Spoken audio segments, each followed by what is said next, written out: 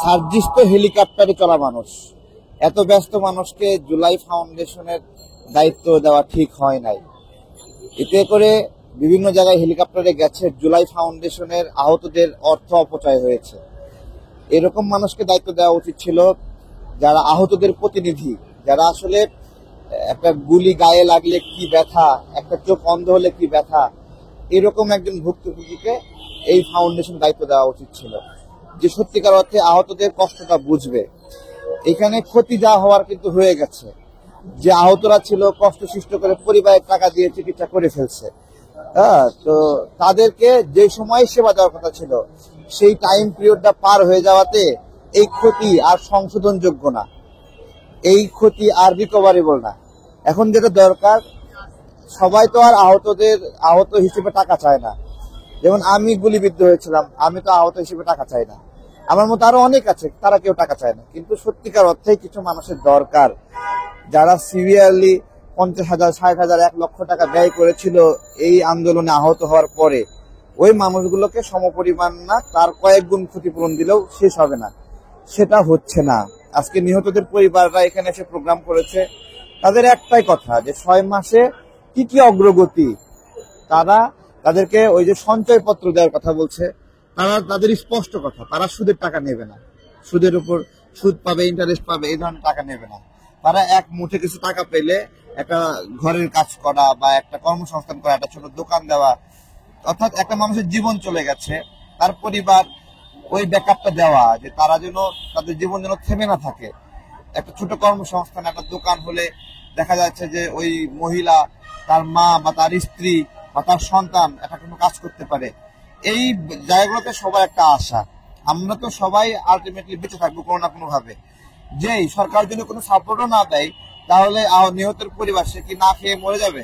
মরবে না। কিন্তু রাষ্ট্রের একটা প্রতিজ্ঞা, কমিটমেন্ট, যে রাষ্ট্র স্বৈরতন্ত্র থেকে মুক্ত হলো, রাষ্ট্র তার মূল্য শোধ করলো না। সবকিছুর মূল্য আছে না? এই স্বৈরতন্ত্র থেকে মুক্ত হওয়ার জন্য কত দল কত বড় বড় আন্দোলন করছে, তাই না? এগুলো করছে। তাহলে এগুলো যদি সেই জায়গায় ব্যয় করতে সমস্যা হয় না, শুধুমাত্র ভুক্তভোগীদের এখানে ব্যয় করতে সমস্যা হচ্ছে, তাই তো? সার্জিস এখানে এই সময়ে এসে পদত্যাগ করলে কি, পদত্যাগ না করলে কি, এটা এখন ঢন হয়ে গেছে। ঠিক আছে, বিষয়টা হচ্ছে আরেকটা জিনিস ভাই, যে যারা নিহত পরিবার যারা এখানে এসেছে, অনেকে বলছে যে সদস্য আমার পরিবারের 5 জন, আমরা পাচ্ছি 5 লাখ, তার পরিবারে একজন সদস্য শহীদের পরিবার, তাকে পাচ্ছে 5 লাখ। এখানে বৈষম্য দেখা যাচ্ছে কিনা?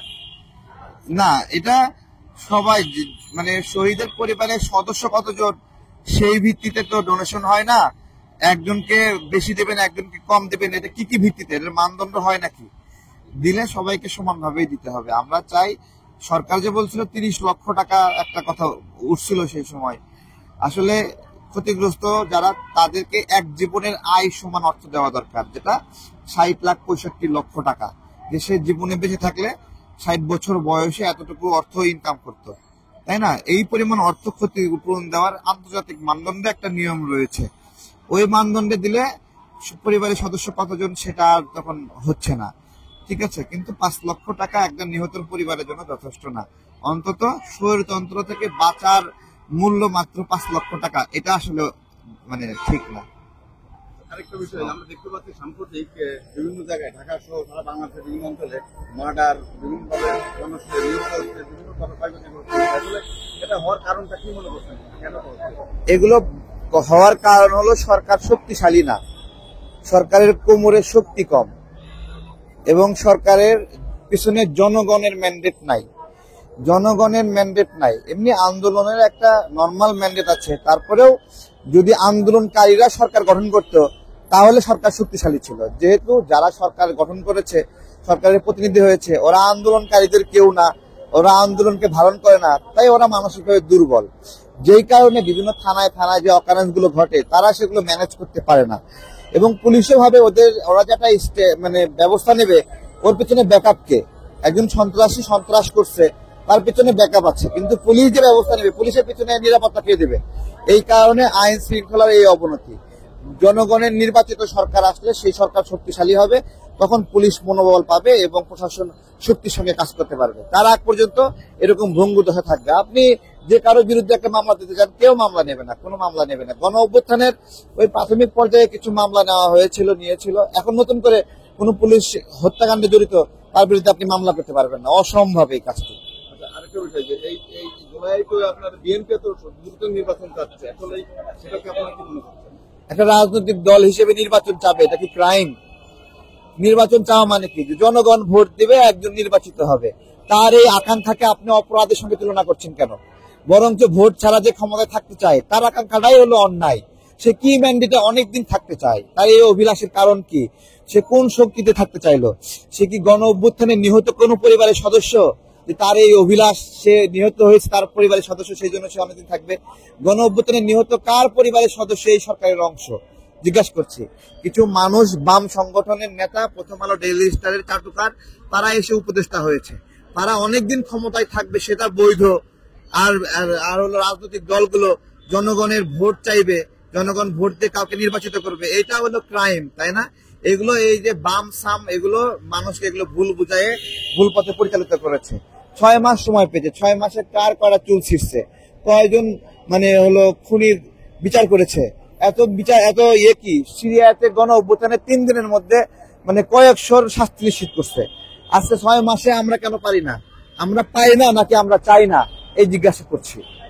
আরেকটা বিষয় আমি পার্সোনালি জানতে চাচ্ছি যে আমাদের বর্ডার দিকে আপনি জানেন সাম্প্রতিক চাঁপাইনবাবগঞ্জ বিভিন্ন জায়গায় ভারত বাংলাদেশের বর্ডার উত্তপ্ত একটা পরিবেশ ছিল, বাংলাদেশের পক্ষানুযায়ী আন্তর্জাতিক আইন লঙ্ঘন করেছে। তো এই বিষয়টা আপনি কিভাবে দেখছেন?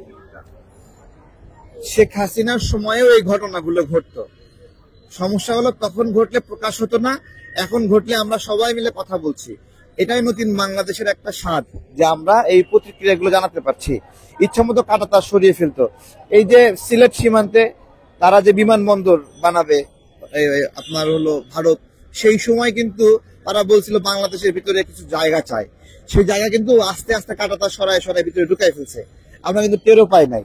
পাহাড়ের মধ্যে এই কাজগুলো করছে, লাইট গুলো বসাইছে। কিন্তু এখন আমরা এটা বলতে পারছি, বলছি সবাই মিলে, আমাদের স্পষ্ট কথা, আমরা আস্তে আস্তে দৃঢ় জায়গায় যাচ্ছি এবং আমরা 1 ইঞ্চি জায়গাও ছাড়বো না। আগের মতো সুবিধা তারা পাবে না এবং তাদের সাথে লড়াই হবে, বিনা লড়াইয়ে হবে না। আমাদের বিজিবি কি করবে না করবে এটা আমরা জানি না, এটা আমাদের নিয়ন্ত্রণে এখনো নাই, আমাদের কথা শুনে না। আমাদের সরকার তো এখন ক্ষমতায় নাই, বা আমরা একটা সরকারকে দায়িত্ব দিলে তারা আমাদের কথা মতো চলে না, শুধু মুখে বলে যে আর পিঠ দেখাবে না, এখন মুখোমুখি কথা হবে, এটা মুখে মুখে বলে। কিন্তু আমাদের ভাইদেরকে আহত করে, নিহত করে, সেগুলোর বিষয়ে এখনো কোনো ব্যবস্থা নিতে আমরা দেখছি না। এগুলো হলো সাম্যক অবস্থা। আমরা স্পষ্ট কথা, আমরা এমন একটা ব্যবস্থাপনা চাই যে ব্যবস্থাপনা হিম্মতের সঙ্গে ভারতের আগ্রাসনের এই বিষয়গুলো লড়াই করবে, যে ব্যবস্থাপনা 1 ইঞ্চি জায়গাও ভারতকে ছেড়ে দেবে না। আমরা বাবর ভাইকে এই জায়গায় চাই যে সে আমাদের স্বরাষ্ট্র ডিপার্টমেন্টের নেতৃত্ব দেবে, এবং বাংলাদেশের মানুষ চাই সে দ্রুত বাংলাদেশের স্বরাষ্ট্রমন্ত্রী জায়গা আসুক, এবং সে আসলে সব ঠান্ডা হয়ে যাবে। আমরা মনে করি এগুলো, সে আসলে ভারত আর হিম্মত করতে পারবে না।